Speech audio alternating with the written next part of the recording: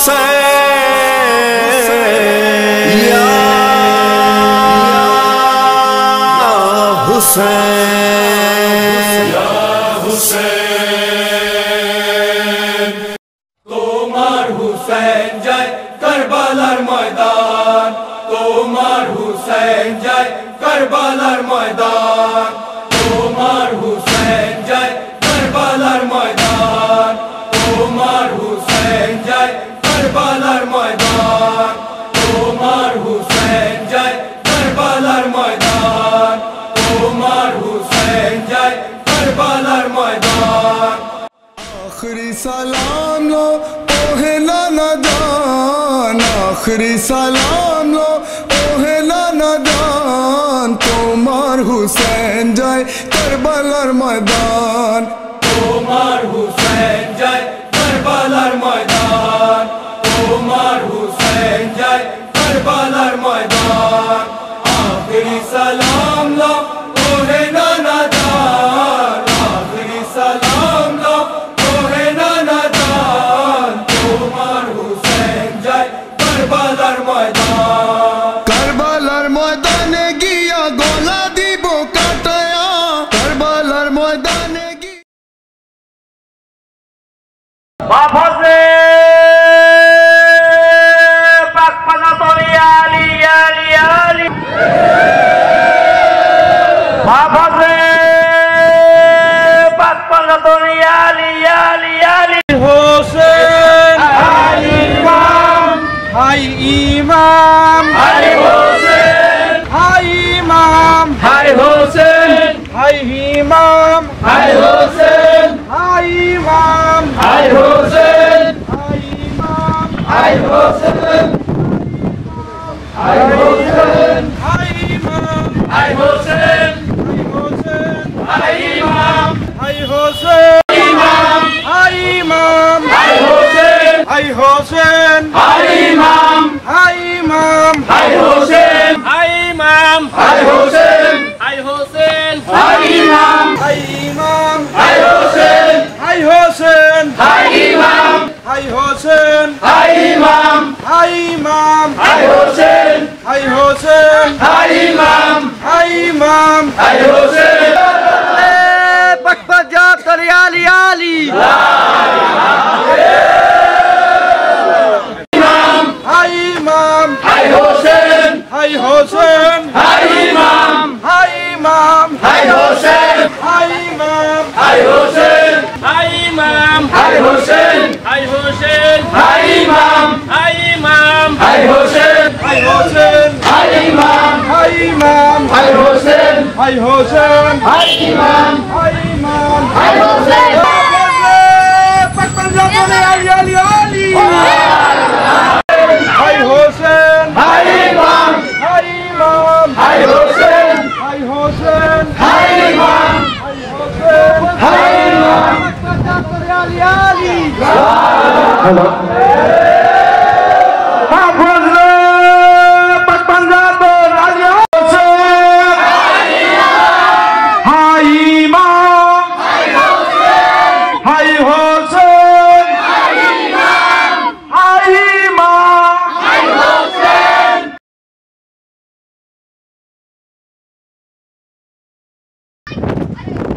কারবালার প্রান্তরে কেমন ইতিহাস কারবালার প্রান্তরে যে যায় আর কেউ ফিরে আসে না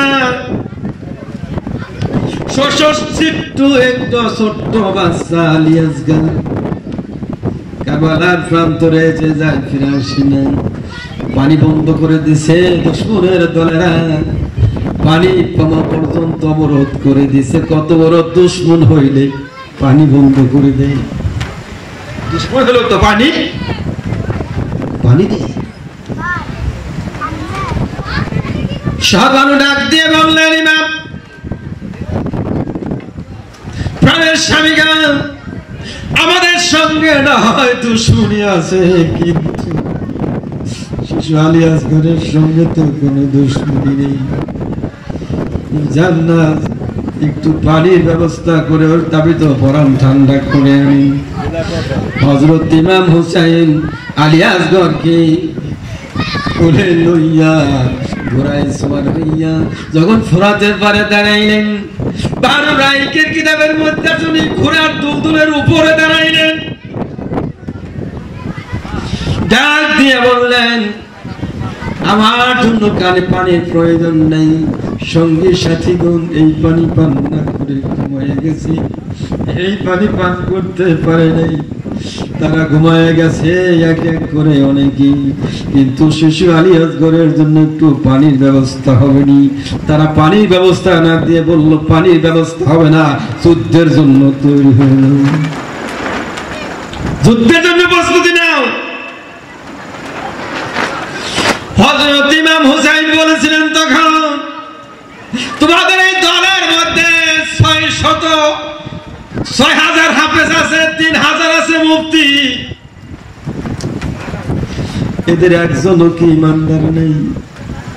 আমার নবীর প্রেমের না বলে ইমাম, লা ইমানা লিমান লা মুহাব্বাতান, লা ইমানা লিমান লা মুহাব্বাতান, লা ইমানা লিমান লা মুহাব্বাতান। সারা জনম যদি লা ইলাহা ইল্লাল্লাহ পড়েন, মুহাম্মদুর রাসূলুল্লাহ না পড়া পর্যন্ত মুসলমান হওয়া যাবে না, যাবে না, যাবে না। যুগে যুগে দেখা গেছে তারা নবী মানে নাই, আল্লাহ মানছে, ফেরাউন আল্লাহ মানছে, নবী মানে নাই, ধ্বংস হয়ে গেছে। নমরুদ আল্লাহ মানছে, নবী মানে নাই, ধ্বংস হয়ে গেছে। যা গেছে না যাই নাই? আবু জাহেল নবী মানে নাই, ধ্বংস হয়ে গেছে। গেছে না যাই নাই? একটাই মাত্র সঠিক দল, একটাই মাত্র হকের দল, সেটা হলো আহলে বায়াত, একটাই মাত্র দল। একটা কথাই বলে যাচ্ছি, তখন যখন নাকি বলেছিলেন একজনকে তোমরা ইমানদার নাই, তোমাদেরকে না কত দেখেছি, আমার নানার সাথে তোমরা ঘুরতে, আর আমারে তোমরা কত কোলে নিতে আদর করতা, কেমন করে রে তোমরা তাড়াতাড়ি আমি হোসেনকে তোমরা ভুলে গেলা। দশমা রাতের নিক্ষেপ করলো, ওই তীর সংশন করে সেই আলিয়াসগরের বুকটায় ফরফর হয়ে গেল। পিতার কোলে পুত্রের লাশ, ওরে ভাই কেমন অবস্থা, সন্তানের লাশ পিতার কোলে, আলিয়াসগরের লাশ রক্ত রঞ্জিত হয়ে গেল। ফোরাত নদীর পানির মধ্যে রক্তের ফোঁটাগুলো ভরে ভরে পবিত্র রক্ত, আহলে বায়াতের রক্ত ফোরাত নদীর দিকে ছুটে রওনা হয়ে গেল। ফোরাত নদী রঞ্জিত হয়ে গেল। এই আলিয়াসগর ওই সময় অত কেঁদে কেঁদে বলেছিলেন, আব্বা যান, ফোরাতের পানি দুনিয়ার পানি আর আমি পান করব না, আমি পান করব বিশ্বনবী দয়াল নবীজির হাতে হাউজে কাউসারের পানি। এই বাজানো কান্দে না, আমার মা যেন কান্দে না, আমি ফোরাত নদীর পানি পান করতে পারি নাই। আমার মার জন্য এই রক্ত মাখা জামা কাপড় নিয়ে আমাকে বুঝাই দিয়ে বলবেন, আমার কিয়ামতে শহীদদের কাতারে আমি মায়ের জন্য দাঁড়িয়ে থাকব।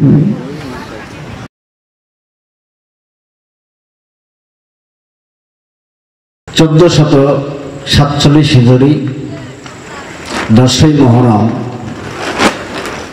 ঐতিহাসিক সূত্রে 1386তম শহাদায়ে কারবালার স্মরণে কুশিয়ারচর, কালীতলা, হরিরামপুর, মানিকগঞ্জ, পদ্মা নদীর পাড়ে আমার অত্যন্ত আত্মার জগতের লালিত পালিত স্নেহধন্য জনাব লাবিব মাহফুজ চিশতি এবং তার সহপাঠীদের সমন্বয়ে প্রচেষ্টায় কারবালার স্মরণে বেদনায় শোকে শোকার্ত হয়ে আজকের আয়োজিত মাহফিলে সকলের প্রতি আমি সেই বিরহ বেদনাত হৃদয়ে আবার সালাম জানাই। আসসালামু আলাইকুম ওয়া রাহমাতুল্লাহি ওয়া বারাকাতুহু। আজকে আপনারা এমনই একটি মাহফিলের আয়োজন করেছেন সুবহানাল্লাহ বলেন, আবারও বলেন সুবহানাল্লাহ। যে মাহফিলটা আমার নবী দেখতেছেন, ঠিক কিনা? আমার নবী দেখতেছেন না? আমার নবী দেখতেছেন, মাওলা আলী দেখতেছেন, খাতুনে জান্নাত দেখতেছেন, ইমাম হাসান হুসাইন দেখতেছেন, বিশ্বের তামাম জিন্দা উলিরাও দেখিতেছেন। বলেন সুবহানাল্লাহ। কার মহব্বতে করতেছি? হুসাইনের মহব্বতে, ঠিক কিনা? কার মহব্বতে? এটা জবান খোলেন, ভালো লাগে। হুসাইনের মহব্বতে। আজ হুসাইনের মহব্বতে আপনারা জানারা ত্যাগ স্বীকার করলেন, টাকা পয়সা ব্যয় করলেন, সময় ব্যয় করলেন, এরপরে সময় ব্যয় করেই শুধু নয়, হৃদয়ের ভালোবাসা দিয়ে মাহফিলে বসলেন। এটা কি আমার নবী কবুল করবে না? কি বলেন? অবশ্যই কবুল করবে। সেই হুসাইন রাদিয়াল্লাহু তাআলা আনহু প্রসঙ্গে যে একটি কথা আমার মুর্শিদের উসিলা আল্লাহ পাক যেন আপনাদের খিদমতে বলার তৌফিক দান করেন। বলেন আমিন। কি বলবো, বলা যায় না, এত বেদনা, এত বিরহ বলা যায় না। তো আমি সূরা সূরা 23 নম্বর হতে একখানা আয়াতে কারিমা তেলাওয়াত করেছি, আর হাদিস শরীফ হতে একখানা ছোট্ট হাদিস তেলাওয়াত করেছি। সেই আঙ্গিকে আলোচনায় যাই। আল্লাহ পাক বললেন, কুল্লা আসআলুকুম আলাইহি আজরান, হে আমার হাবিব, আপনি একটা ঘোষণা দিয়ে দেন, আমি সারা জীবন ব্যাপী যত মেহনত করলাম, পরিশ্রম করলাম, কাদের জন্য? গোটা পৃথিবীর মানব জাতির মুক্তির জন্য। কথা ঠিক কিনা? আর জোরে বলেন ঠিক কিনা? আমার সারা জীবনের পরিশ্রমের পারিশ্রমিক, হে আমার উম্মতগণ, তোমাদের কাছে কিছুই চাই না। কথাটা কার? কোরআনে কথাটা কার? এক কথা বলেন, আপনারা আমাদের গুরুর দেশের লোক, আল্লাহ বলতেছেন কার জবানে? আল্লাহর বন্ধুর জবানে। জবান ছেড়ে বলেন সুবহানাল্লাহ। একটা জিনিস ব্যতীত, কি? ইল্লাল মাওয়াদ্দাতা ফিল কুরবা। জোরে বলেন আল্লাহু আকবার। আল্লাহু আকবার। আল্লাহ রাব্বুল আলামিন জানিয়ে দিলেন, ও আমার বন্ধু, আপনি ঘোষণা দিয়ে দিন, জানিয়ে দিন, আমি সারা জীবন যে মেহনত করলাম, যে পরিশ্রম করলাম, এই পারিশ্রমিক অন্য কিছুই চাই না, শুধুমাত্র আমার আহলে বায়তের ভালোবাসা ব্যতীত। জোরে বলেন না সুবহানাল্লাহ। এই আহলে বায়তকে যারা ভালোবাসলো, সে আমি নবীকেই ভালোবাসলো। সূরা আল ইমরান আয়াত নম্বর 31। নবীকে যারা ভালোবাসে, আল্লাহ বললেন, আমি আল্লাহ তাদেরকে ভালোবেসে জীবনের গুনাহ মাফ করে দেই।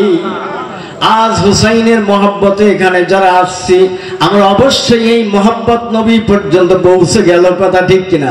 কোরআন প্রমাণ করছে নবী পর্যন্ত নয়, কুল কায়নাতের মালিক আল্লাহ পর্যন্ত আমাদের ভালোবাসার বিনিময়ে নিজেই ভালোবাসা দিয়ে দিবে।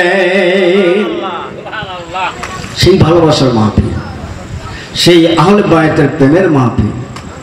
রাসূল বললেন, আনা হুসাইন মিন্নি ওয়া আনা মিনাল হুসাইন। বলে হুসাইনকে তোমরা চিনোনি, চিনো না, অনেকেই জানো না।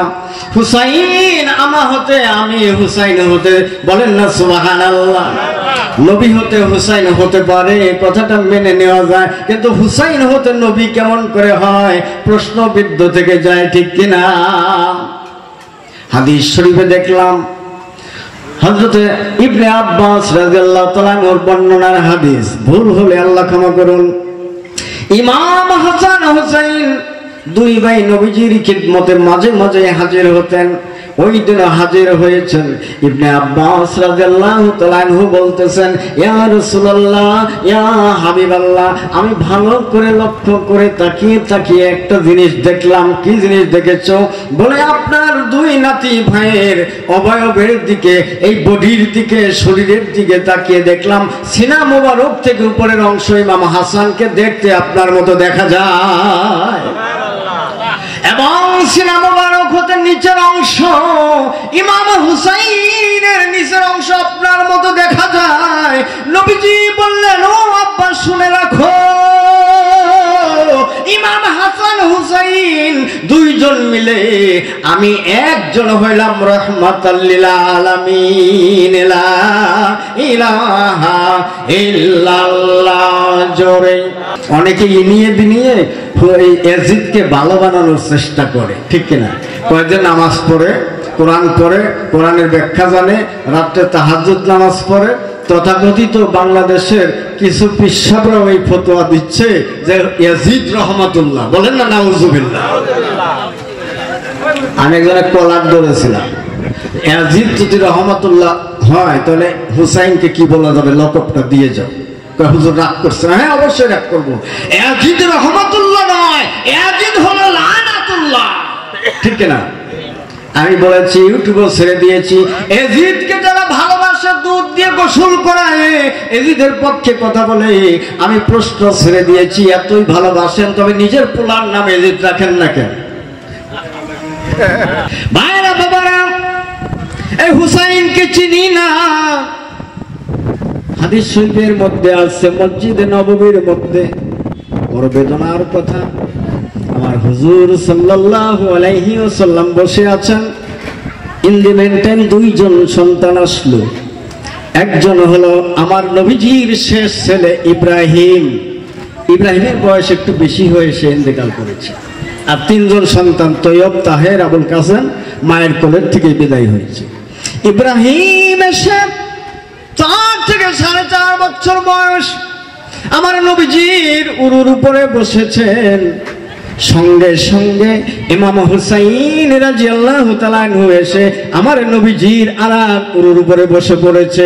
আমার নবীজি বেষ্টন দিয়ে ধরে উভয়ের কপালের মধ্যে ঠোঁট মোবারক দিয়ে চুমু খাওয়া শুরু করে দিয়েছেন। জোরে বলা যাবে না সুবহানাল্লাহ? গভীর মনোযোগ। ওই সময়ের মধ্যে জিবরাইল আমিন মসজিদে নববীতে তাশরীফ রেখে আমার নবীকে সালাম দিয়ে বললেন, ইয়া রাসূলুল্লাহ, ইয়া হাবিবাল্লাহ, আপনার জন্য একটা সংবাদ এসেছে। কি সংবাদ? এই দুটো সন্তানকে আল্লাহ একসঙ্গে দুনিয়ায় রাখতে চায় না, যে কোনো একজনকে রাখতে চায়। রায়টা কার? আল্লাহ। তবে কাকে রাখবে আর কাকে রাখবে না এর ফয়সালাটা আপনার উপরে দিয়ে দিয়েছে। আপনি যাকে রাখবেন আল্লাহ আপনার কথার পর রাজি হয়ে যাবে, আপনি যাকে বিদায় দিবেন আল্লাহ তাকে বিদায় করে নেবে। তবে আল্লাহর চূড়ান্ত সিদ্ধান্ত, এই দুটো সন্তানকে একসঙ্গে দুনিয়ায় আল্লাহ রাখবে না। একটা পরীক্ষা শুরু হয়ে গেল। আমরা হলে কি করতাম? নাতি তো একদম পরে যায়, ঠিক না? নাতি হলো একদম পরে যে, একে তো পরপর মনে রাখেন, পরপর 3টা ছেলে চলে গিয়েছে, এবার শেষ সন্তান।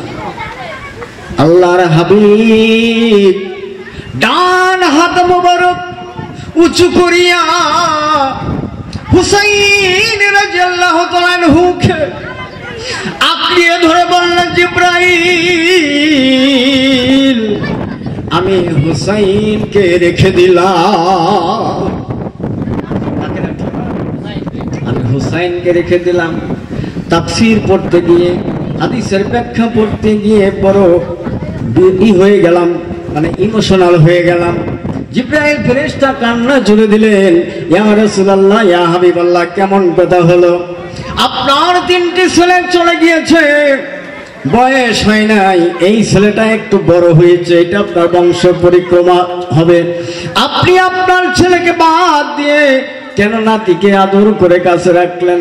নবীজি বললেন, জিবরাইল রে, আমার অত কষ্ট লাগে ছেলেকে বিদায় দিয়ে, কিন্তু তুমি জানো না আমি হুসাইনকে ছাড়া থাকতে পারি না। কারণ আমার হুসাইন একদিন কারবালার ময়দানে শাহাদাত বরণ করবে। আমার হুসাইনের শরীর থেকে ঝরে যাওয়া রক্তের বিনিময়ে আমার আহলে বায়তের অনুসারী মুসলমান যারা গুনাহগার হয়ে যাবে, নেকির পাল্লা যাদের হালকা হয়ে যাবে, ওই দিন আমি নবী দুজাহান হুসাইনের রক্ত ওই পাল্লায় দিয়ে তাকে ওজন বেশি বানাইয়া জান্নাতি করতে পারবো। এমন কঠিন কাহিনী, এত নির্মম কাহিনী। 334টা তীর ইমাম হুসাইন রাদিয়াল্লাহু তাআলা আনহুর শরীরের মধ্যে লেগেছিল। 40টি বল্লম লেগেছিল, 30টি তরবারির আঘাত লেগেছিল। তার ভিতর দিয়ে ইমাম হুসাইন বললেন, আমাকে একটু সময় দাও রে সীমার, আমি তার একটু আগে যাই। কারবালার মাঠে যখন উপস্থিত হয়েছিলেন, দেখে লোকজন চতুর্দিকে পায়তারা করে, কেমন কেমন জানি মনে হয়। ইমাম হুসাইন বললেন, তার বিচক্ষণ বোন যাকে নিয়ে ইতিহাস রচনা হয়েছে, জাইনাব বিনতে হযরতে আলী। এই জাইনাব ইমাম হুসাইনকে শুধু ভাই বলতেন না, মওলা বলেও ডাকতেন। বলেন না সুবহানাল্লাহ। মানুষের চেহারার দিকে তাকাইলে সুখে আছে না দুঃখে আছে কিছুটা মালুম করা যায় না? টেনশন থাকলে বোঝা যায় না? অনেকেই বলেন, ভাইরে চা খাইতে আইছিস, তুই টেনশন করছিস কেন, কারণটা কি? জাইনাব বিনতে আলী বললেন, ভাই, ও ভাই, তোমাকে কেন টেনশন যুক্ত দেখা যায়? জাইনাব রে, আমি ফাইসালা এখন দেব না, আমার আর একটু টেস্টের ব্যাপার আছে। কি টেস্টের ব্যাপার? বলে, একটা জায়গায় আমি ফাইনাল হয়েছি। আমার নানা জান আজ হতে 50 বছর পূর্বে আমাকে নিয়ে একটা ঘটনা বলতেছিলেন। আমি হঠাৎ করে জানতে চেয়েছিলাম, নানা জান, আমার জীবনের শেষ পরিণতি কোথায় ঘটবে, কিভাবে ঘটবে? নানা জান বলেছিলেন, কারবালার ময়দানে তোমার শাহাদাত বরণ করতে হবে, তোমার রক্তের বিনিময়ে আমার কোটি কোটি গুনাহগার উম্মতকে আমি নাজাত করাইতে পারবো। বলেন না মারহাবা। নানা জান, আমি কেমন করে চিনবো এটা কারবালার ময়দান? দেখবা, যেই জায়গায় গেলে তোমার দুলদুলের পাটা গেড়ে যাবে পাথরের ভিতরে, পা গেড়ে যাবে, শুকনা কাঠ ভাঙলে সেখান থেকে রক্ত বের হবে, মাটি খনন করলে পানি আসবে না, রক্ত আসবে। এই 3টি নমুনা যদি যেখানে তুমি পাবা, মনে করবা ওই জায়গায় তোমার শাহাদাতের শেষ ঠিকানা। ও জাইনাব, আমি একটা জিনিস ফাইনাল হয়েছি, আর একটা দুটো জিনিস তোমার দিয়ে ফাইনাল করতে চাই। ঘোড়ার পা দেবে গেছে, কথাটা গোপন রেখে বললেন, তুমি কিছু কাঠ সংগ্রহ করো। জাইনাব বিনতে আলী কাঠ আনতে গেলেন, দৌড়াই আসছে, ভাইজান একটা আজব ঘটনা, আমাদেরকে নিয়ে তুমি কই এসেছো? বলে, কেন? আমার জীবনে কোনোদিন দেখি নাই, শুনিও নাই, আপনারাও মনে হয় দেখেন নাই, আমরাও দেখি নাই। শুকনা কাঠ ভাঙলে তার মধ্যে থেকে রক্ত বের হয়, দেখেছি? দেখি নাই। ও ভাইজান, এই দেখেন না, কাঠ ভাঙলাম, আমার এই কাঠের ভিতর থেকে রক্ত বের হয়েছে। হুসাইন রাদিয়াল্লাহু তাআলা আনহু বলতেছেন, আলহামদুলিল্লাহ। কি বলতেছেন? আলহামদুলিল্লাহ। ও বোন, আর একটা প্রমাণ আমার করার দরকার, একটু গর্ত করো কিছু রান্নার জন্য। মাটি খুঁড়তে যায়, ওই মাটির ভিতর থেকে রক্ত ভিঙ্গি দিয়ে বের হয়। জাইনাব বিনতে আলী কান্না জুড়ে দিলেন, ও ভাইজান, তোমাকেও যেন কেমন মনে হয়, আর নিদর্শন যেন কেমন দেখা যায়। হুসাইন বললেন, বললে আমার সঙ্গে সাথে নারী পুরুষ যারা আছে সবাইকে আমার নিকটে নিয়ে আসো। রাত হয়ে গিয়েছে, উনি ওই সুযোগে বের হয়েছেন। ওই এজিদের সৈন্যরা পায়তারা করে একজনকে ডেকে বলছেন, ভাইজান, এই জায়গাটার নাম কি? বলে, এই জায়গাটার নাম হলো কারবালা। কি নাম? ও ভাইজান না, আপনার না, যদি অন্তরে আপনাদের একটু মহব্বত থেকে থাকে, আছে তো অবশ্যই, কারবালা নামটা শুনলে আমরা কষ্ট পাই, ঠিক কিনা? কথা বলেন, ঠিক কিনা? এই যে আজকে নগদ আমি বাসে আসছি, এই খানখানাপুর পার হলে একটা কাশের দল আসতেছে উজানচর ইমামবাড়িতে, ওখানে আমি কয়েকবার প্রোগ্রাম করেছি। এক মোল্লা সিটে বসে বলতেছে, এই যে শিয়ারা যাইতেছে, শিয়া প্যান্ট শার্ট পরা এক ভদ্রলোক বলছে, শিয়া বলে গালি দিলা, তোমার কাছে দলিল আছে? ওনার দমকে হুজুর চুপ। আমি বসে যে ভাবতেছিলাম, আহা, নবী বংশকে ভালোবাসলে, হুসাইনকে ভালোবাসলে যদি শিয়া গালি দেয়, সারা পৃথিবীতে আমার নামে শিয়া লেখে, প্যাম্পে সবাই দেখ, অনুরোধ, পাক পাঞ্জাতন যেন আমাদেরকে একটু কবুল করে নেন, ঠিক কিনা? হ্যাঁ, কারণ ওরা আমাদেরকে নাজাত দিবে না। মাসালু আহলে বাইয়াতি কামাসালাহু সবিনাতুন নহিন মান দাখালা ফানাজ্জি। আহলে বাইত হলো একটা নূহ নবীর কিস্তির মতো, ওই কিস্তিতে যারা উঠবে একমাত্র তারাই নাজাত পাবে। বলেন না সুবহানাল্লাহ। আমরা যদি মহরম করতে গেলে, ইমাম হুসাইনকে ভালোবাসতে গেলে, তাদের পক্ষে কথা বলতে গেলে আমাদেরকে মানুষ শিয়া বলে, কষ্ট নিয়েন না। কি বলেন? কষ্ট নিয়েন না, কারণ সত্য প্রতিষ্ঠিত করতে গেলে জীবন দিতে হয়। আজকে আমরা যদি সত্যকে ধারণ করি, সত্যকে লালন করি, সত্যকে প্রতিষ্ঠিত করতে চাই, দুই একটা ঢিল পাটকেল তো আমাদের পাওয়া উচিত। এটা বিধান, কি বাদানরা পাওয়া উচিত না? অবশ্যই পাওয়া উচিত। আমার খাজা গরিবের আওয়াজ বললেন, প্রেমিকের কলঙ্কের ভিতরে যে সুখ নিহিত আছে, হাজারবার জান্নাতের সুখের চেয়ে এই সুখ অনেক অনেক গুণ বেশি। বলেন না সুবহানাল্লাহ। ভাইরা বাবারা, এবার কোথায় ছিল কথাটা? সমস্ত লোকগুলোকে ডেকে হুসাইন রাদিয়াল্লাহু তাআলা আনহুর সামনে হাজির করে দিলেন। ইমাম হুসাইন রাদিয়াল্লাহু তাআলা আনহু বললেন, মশালগুলো নিভাইয়া দাও। বিদ্যুতের আলোর জায়গায় বাস করি, তখন বিদ্যুৎ ছিল না, মশালগুলো নিভাইয়া দাও। মশাল নিভাইয়া দিলেন। ইমাম হুসাইন রাদিয়াল্লাহু তাআলা আনহু বললেন, আমার সঙ্গীরা, আমার সাথীরা, একটা কথা শোনো। দোজাহানের কান্ডারি রাহমাতুল লিল আলামিন আমার নানা জানের পাক জবানে আমি শুনেছিলাম, আমার শাহাদাত বরণ করতে হবে কারবালার ময়দানে। নমুনা দিয়েছিলেন, আমার দুলদুলের পা গেড়ে যাবে, শুকনা কাষ্ঠ ভাঙলে রক্ত বের হবে, মাটি খনন করলে রক্ত বের হবে। এই ভবিষ্যৎবাণীর সঙ্গে আজ আমার মিলে গিয়েছে। আমার সিদ্ধান্ত ফাইনাল না, আমার নানা জানের সিদ্ধান্ত ফাইনাল হতে চলেছে। আমি রাজি আছি, আমি খুশি আছি। এই জায়গার থেকে আর আমার যাওয়ার কোনো উপায় নাই।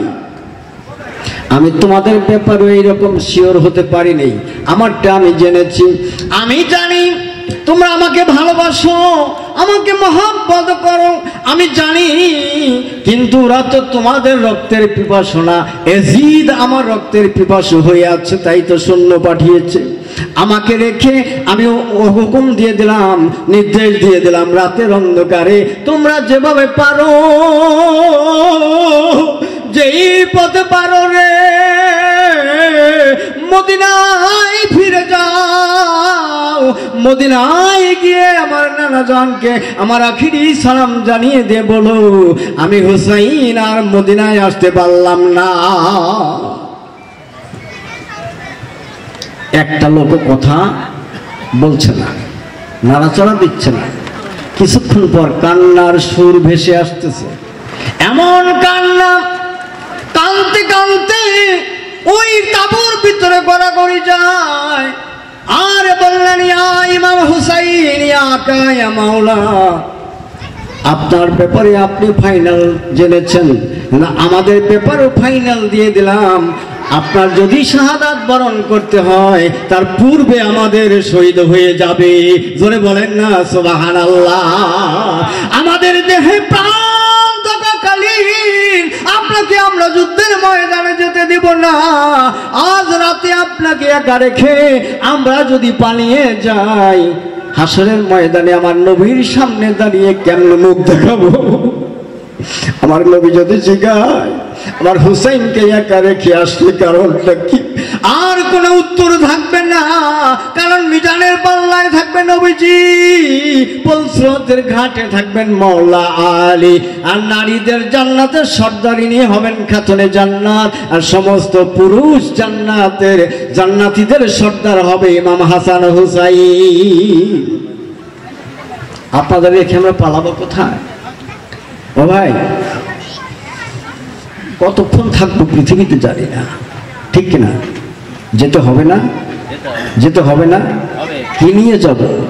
কারা সুপারিশ করবে? কাদের উসিলায় মাপ পাবো? আজকে এখান থেকে যদি তাদের মহব্বতে আমার দিল না কাঁদে, তাদের বিরহে যদি আমার একটু অশ্রুবাদ না ঝরে, আমি কেমন করে বলবো আমি হুসাইনের প্রেমিক? প্রেমিকের তো লক্ষণ আছে। গাছুল আজম গাছুবাগ বলেছেন, প্রেমিকের লক্ষণ চেনা যাবে কিভাবে? চেহারাটা বিষণ্ণ থাকবে আর চোখের নিচের পাটটা পানিতে ভেজা থাকবে। এখানে গুরু প্রেম, এখানেই গুরু প্রেম। আল বেলায়েতু জিল্লুল নবুওয়াত, নবুওয়াতের যুগের পরে বেলায়েতের যুগে, এই যুগে আমরা যে যার কাছে বায়াত গ্রহণ করেছি, আমার জীবনও যদি চলে যায়, মুর্শিদের কদম ছেড়ে যেন আমরা না যাই। এটা কারবালার শিক্ষা, ঠিক না মজান না? এটা কারবালার শিক্ষা। হুসাইনি প্রেমিকরা, গুরু প্রেমিকরা গুরুকে রেখে যাই নাই, পরপর সকলেই শাহাদাত বরণ করেছে আগে, ঠিক না? সকলেই শাহাদাত বরণ করেছে। পরবর্তীতে ইমাম হুসাইন রাদিয়াল্লাহু তাআলা আনহু শাহাদাত বরণ করলেন। কাবাঘর ঠেকনা দিয়ে হযরত ইবনে আব্বাস রাদিয়াল্লাহু তাআলা আনহু আল্লাহর জিকির করতে করতে ইমাম হুসাইনকে কুফায় বিদায় করে দিয়ে বিরহ বেদনায় এই কাবাঘরের কাছে গিয়ে একটু স্বস্তি পাওয়ার জন্য রাত্রি যাপন করতেছেন। গভীর রজনীতে তন্দ্রা এসে গেল, একটু ঘুম এসে গেল। ইবনে আব্বাস রাদিয়াল্লাহু তাআলা আনহু বলেন, আমি স্বপ্ন যুগে দেখলাম আমার দয়ার নবী মায়ার নবী আমার সামনে এসে হাজির হয়েছে। চিল্লায় বলবেন না সুবহানাল্লাহ। আমি চেয়ে দেখলাম আমার নবীজির দাড়ি মুবারকে মাটি মাখানো, ধুলা মাখানো, চুলগুলো এলোমেলো এলোমেলো ময়লা যুক্ত, ধুলাবালি মাখাইছে। আমি শরীরের দিকে তাকিয়ে দেখলাম বুকের মধ্যে তাজা রক্ত দেখা যায়, জুব্বার মধ্যে জামার মধ্যে অনেকগুলো তাজা রক্ত ধরে রেখেছে। আমি ইবনে আব্বাস স্বপ্নের ভিতরে বললাম, ইয়া রাসূলুল্লাহ, ইয়া হাবিবাল্লাহ, ও নবী গো, আপনার এই দুর্দশা হওয়ার কারণটা কি? নবীজি বললেন, ইবনে আব্বাস, ও আব্বাস, তুমি তো জানো আমি নামাজের ভিতরে সিজদায় গেলে যদি আমার হুসাইন এসে আমার ঘাড়ের পর চড়ে বসতেন, আমার আল্লাহ বলতেন, আমার বন্ধুরে হুসাইন ইচ্ছা করে না নামা পর্যন্ত সিজদারে থেকে তুমি মাথা উঠাইও না, কারণ তুমি মাথা উঁচু করলে হুসাইন যদি পড়ে যায় কষ্ট পাবে রে, ওই কষ্ট আমি আল্লাহ বরদাস্ত করতে পারি না। আমার সেই হুসাইন আর দুনিয়াতে নাই। ও ইবনে আব্বাস, আমি হুসাইন যখন তাবুর থেকে বের হয়, এদিকে বাহিনী ছিল 30,000। কত? 30,000। আর হুসাইন রাদিয়াল্লাহু তাআলা আনহুর সঙ্গে ছিলেন মাত্র 72 জন যোদ্ধা। একজন হলো কচি সন্তান, সময় পাবো না ওদিকে যাইতে। এবার চতুর্দিক দিয়ে সৈন্য ঘিরে ফেলে বৃষ্টির মতো তীর মারা শুরু করে দিয়েছে। হুসাইন তরবারি উঁচু করে ডাক দিয়েছিলেন, নানা জান, ইয়া মুহাম্মদ, ও নানা জান, নানা জান। আর মনে হয় মদিনায় যাওয়া হলো না রে নানা জান। স্বপ্নের কথা হাদিস শরীফে আছে। ইবনে আব্বাস রাদিয়াল্লাহু তাআলা আনহু বর্ণনা করেন, আমার নবীজি কেঁদে কেঁদে বলছেন, আব্বাস রে, আমার হুসাইন যখন কারবালার থেকে ডাক দিয়েছে, আমি নবী মদিনায় থাকি নাই, কারবালায় গিয়েছিলাম। আমি গিয়ে দেখি আমি একা যাই নাই, খাতুনে জান্নাত কাঁদতেছে। একটা তাফসিরে দেখলাম খাতুনে জান্নাতের হাতে একটা ঝাড়ু। নবীজি জিজ্ঞাসা, ফাতেমা কি করলা? আমার কলিজার টুকরা, আমার কলিজার ধন হুসাইনকে যেই জায়গায় শোয়া জবাই করবে, আমি ঝাড়ু দিয়া ওই জায়গাটা একটু ঝেড়ে মুছে পরিষ্কার করে জান্নাতি বানিয়ে দিয়ে গেলাম। মাওলা আলী কান্দে, হাসান কান্দে। আমি নবীজি ওই জায়গার মধ্যে গড়াগড়ি খাইলাম, ধুলাবালুগুলো মাখলাম, রক্তগুলো নিয়ে আসলাম। ইবনে আব্বাস বলেন, ইয়া রাসূলুল্লাহ, জুব্বা মুবারকটা আমাকে দেন, আমি ধুয়ে দেখে। না না না, ধোয়া যাবে না। ও হুসাইনের প্রেমিক বাবারা, কুশিয়ার চরের পাগলেরা, আমার নবী বলতেছেন, হাসরের ময়দানে এই রক্তগুলো আমি আল্লাহর দরবারে হাজির করে দিব। বলবো, রব্বুল আলামিন, দুনিয়ায় সুখ চাই নেই, বাদশাহী চাই নেই, আমি উম্মতের দেওয়ানা, আমি উম্মতের পাগল। ওই কুশিয়ার চরে আমার হুসাইনের মহব্বতে মাহফিল করেছিল, সবাই যে নেককার তা না, এর মধ্যে আমার মতো বদকার 2-1 থাকতে পারে, ঠিক কিনা? আজ আমার হুসাইনের মহব্বতের দলের লোকের ভিতরে যারা নেকিতে কমে গিয়েছে, ভালো কাজ কম করেছে, এই রক্তের বিনিময় আমি নবী তাদেরকে জান্নাতের মেহমান বানাইতে চাই। বলেছিলাম এই মাহফিলটা দামি মাহফিল, ঠিক কিনা? কি বলেন, এই মাহফিলটা দামি মাহফিল। এই মাহফিল এত সুন্দর মাহফিল, একটা মাহফিল যদি কবুল করে নেন, আমাদের জীবনের নাজাত প্রাপ্ত হয়ে যাওয়ার সম্ভাবনা আছে, ঠিক কিনা? আজকে ইসলাম, আজকে আমরা নামাজ পড়ি, আজকে আমরা রোজা রাখি, পীরগিরি করি, ওরস করি, কত কিছু করি। আহারে, যাদের লালিত পালিত ইসলাম, একবার কি তাদের কথা ভেবে দেখেছি? তারা কতটা ত্যাগ স্বীকার করেছেন আমাদের মুক্তির জন্য। তারা দুনিয়াতে বাদশা হবে, দুনিয়াতে তারা রাজত্ব কায়েম করবে, দুনিয়াতে তারা ধনী হবে, এই জন্য তারা জীবন দান করেন নাই। ঠিক না বেঠিক? আমার নবীজি সত্য ইসলামকে প্রতিষ্ঠিত করার জন্য অকাতরে তারা জীবন দান করে গিয়েছেন। এই জন্য একটু সতর্ক থাকতে হবে। 30,000 বাহিনীর মধ্যে ইমাম আলী আসগর রাদিয়াল্লাহু তাআলা আনহুকে নিয়ে যখন পানি পায় নাই, তখন ইমাম হুসাইন রাদিয়াল্লাহু তাআলা আনহু স্লোগান দিয়েছিল, আলাইসা ফি মুসলিমুন, আলাইসা ফি মুসলিমুন, আলাইসা ফি মুসলিমুন। তিনবার বলেছিলেন। ফি মানে মধ্যে, তোমাদের মধ্যে কি একজনও মুসলমান নাই? মানুষ ছিল কত? 30,000। জিয়াদ সাহেব বলে গেছেন 7,000 ছিল কোরআনে হাফেজ, 7,000। 3,000 ছিল ওই যুগে কোরআন ব্যাখ্যাকারী, আর ওদের লিডার ছিল ইবনে সাদ, সেও কোরআনের ভালো একজন ব্যাখ্যাকারী। কিন্তু হুকুম দিল, কে আছো? হুসাইনের কণ্ঠ বন্ধ করে দাও, তোমার 50,000 দিরহাম বকশিশ দেব। বলেন নাউজুবিল্লাহ। হরমলা নামে এক পাপী একটা তীরের ফলকে বিষ মেখে তীর ছুঁড়ে দিল। আলী আসগরের কলিজার মধ্যে এসে লেগে গেল। কেউ লিখেছেন এই গলদেশে লেগে কণ্ঠনালী পর্যন্ত পৌঁছে গেল। ইমাম হুসাইন টান দিয়ে তীরখানা বের করে নেয়, ফিনকি দিয়ে জ্বরে রক্ত জ্বলা শুরু করলো। একটা মূর্তি পাথরের মতো দাঁড়াইয়া, উপরের দিকে দাঁড়াইয়া তাকাইয়া বলছে, আকাশের চন্দ্র তারকা গ্রহ নক্ষত্র সাক্ষী থাকো, আমি হুসাইন আজকে সন্তানের জন্য এক ফোঁটা চোখের পানি ফেলতে চাই না। বলা যাবে নি সুবহানাল্লাহ? আমি হুসাইন সন্তানের বেদনায় কাঁদতে চাই না। আলী আসগর বললেন, আব্বাজান আপনার বুকের মধ্যে আমাকে একটু জড়িয়ে ধরেন।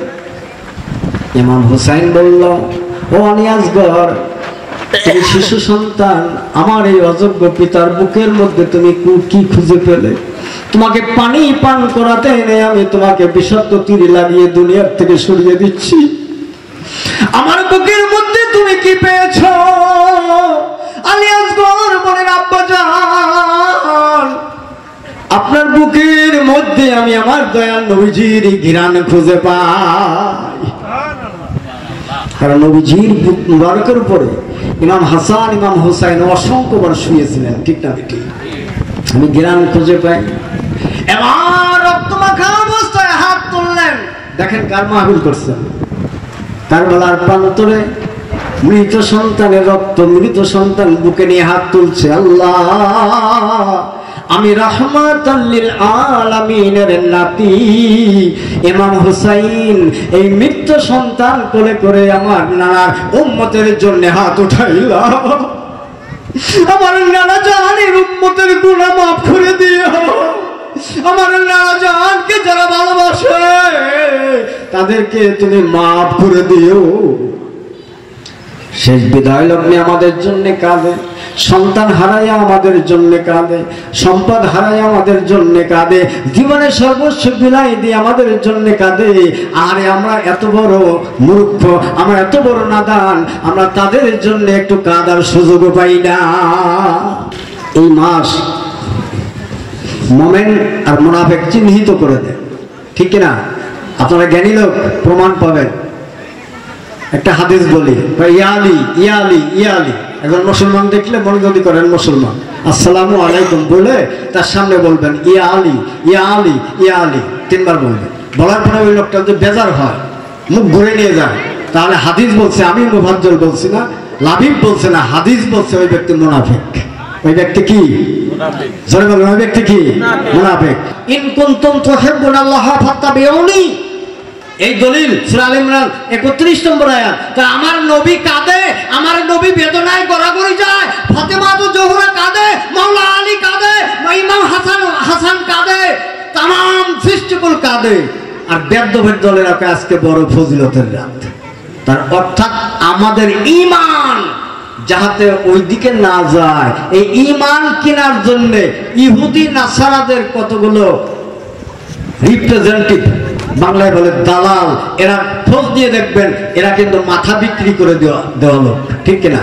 পেয়ারে হাজিরিন, এই জন্যে মুনাফিক তারাই যারা আহলে বায়াতের কথা শুনলে মুখ ফেরায় না, ঠিক কিনা? কথা বলেন, জোরে বলেন। ভয় পান আপনারা? দলিল দেওয়া লাগে আমরা দেব, মার খাওয়া লাগে আমরা খাবো, আমাদের রক্ত ঝরে যায় যাক, আমাদের অনুসারীদের গায়ে বাতাস লাগতে দেব না। এটা আমরা জিজ্ঞাসা শরীফ থেকে শিখেছি ইনশাআল্লাহ। মায়েরা, এই জন্যে আহলে বায়াতের সঙ্গে মহব্বত করে, ভালোবাসা রাখেন, তারা যে আদর্শ দিয়েছেন সেই আদর্শকে প্রতিষ্ঠিত করেন, এটাই হলো জিন্দা ইসলাম। আর যারা মুখ ফেরায় নেয়, এর বিপক্ষে কথা বলে, হাসি তামাশা করে, শিয়া বলে গালি দেয়, আমরা বলি না। মিশকাত শরীফের হাদিস 5417 নম্বর হাদিস, হযরত উম্মে সালমা রাদিয়াল্লাহু তাআলা আনহা বর্ণনা করেন, আলীকে যারা গালি দেয় তারা হলো বেদিন, তারা হলো মুনাফিক। আপনাদের ভবিষ্যৎ লাবিব মাহবুব ছিল সেখানে জিটকাতে, আমরা গাদিরে খুন পালন করেছিলাম, আমি সেখানে গুনাহগার প্রধান আলোচক ছিলাম। পেয়ারে হাজিরিন, তা আলীকে গালি দিলে হয় মুনাফিক হাদিস, তাহলে মুআবিয়ার আমলে 70,000-এরও বেশি মসজিদে আলীকে গালি দেওয়া তারা জায়েজ করে নিয়েছিল, বলেন নাউজুবিল্লাহ।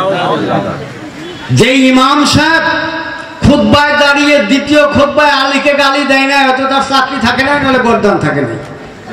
এইভাবে চলেছিল 83 বছর আরো 4 মাস। ওমর বিন আব্দুল আজিজ যখন ইসলামের খলিফা হয়, তখন তিনি তাকে ব্যান্ড করলেন, বাতিল করলেন। নবী পরিবারের উপরে এইরকম দুশ্মনী বেয়াদবি করা যাবে না। আল্লাহ আমাদেরকে কবুল করুন, বলেন আমিন। ওঠো ওয়াক্তে বয়ানে কাদিমে আহমদ জোহরে মুহাম্মদ সাল্লাল্লাহু আলাইহি সাল্লাম, সাল্লাল্লাহু আলা মুহাম্মদ